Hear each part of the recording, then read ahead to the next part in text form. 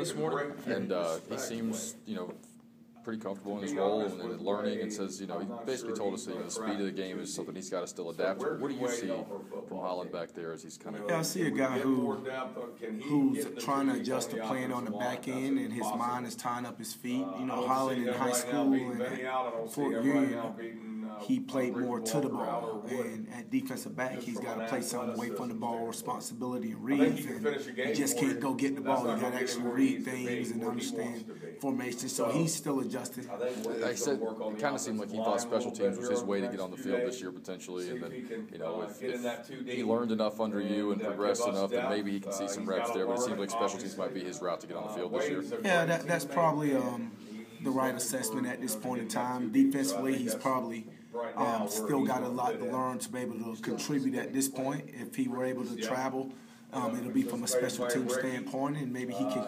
learn a defense at some point to help us later down the line.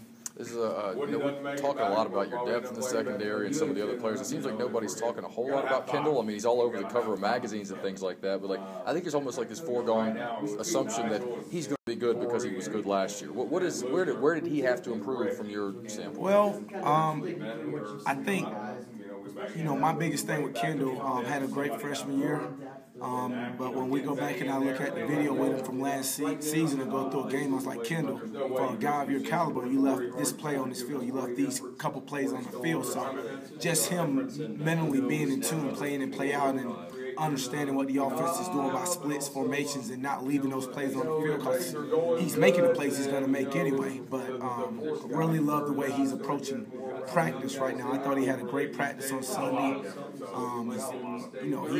He's got the right mindset to go out and have it. He's not just assuming it's going to happen, and that's my job to keep pushing the buttons to make sure that he stays hungry in that respect. What about Brandon? I mean, I know the stress reaction in the spring and the hip flexor now. I mean, is he? Obviously, he's recovering, but you got 18 days until your first game. Are you worried about him being ready at all? Is it that soon? 18? 18 wow. days. Yeah. When you put it in 18 days, I just know we got the next practice right now. It's a concern, but he's hopefully getting that thing. He's rehabbing it, and we're hoping. I'm hoping it's sometime this week, hopefully sooner than later, that we can get him back and go from there. Aaron Moorhead was talking.